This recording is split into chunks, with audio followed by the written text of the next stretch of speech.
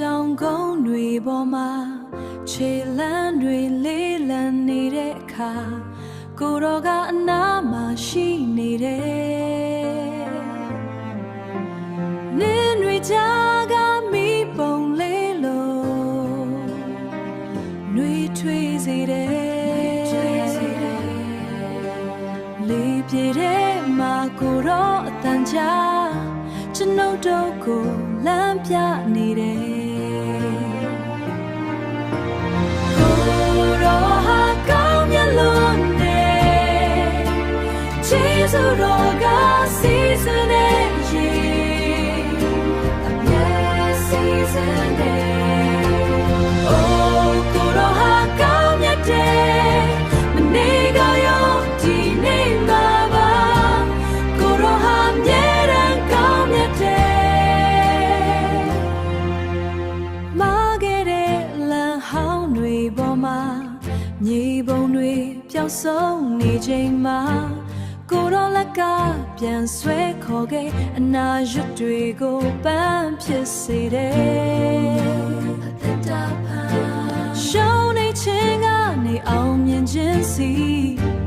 ကျေးဇူးတော်ကပို့ဆောင်ခဲ့ပြီဘယ်တော့မှမပြောင်းလဲတဲ့သစ္စာတောင်းတတွေပြောင်းလဲတဲ့သစ္စာတောင်းတတွေထက်ပိုခိုင်မြဲတဲ့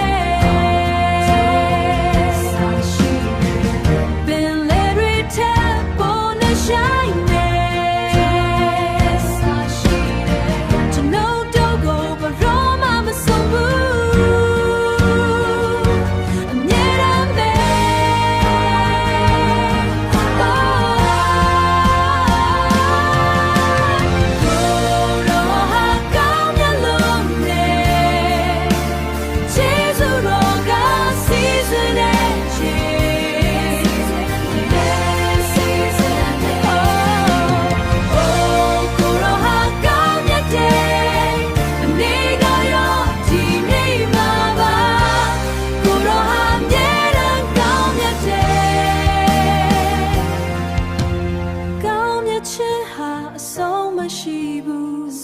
ဒီခရီးမှာကိုတော်ရှိတယ်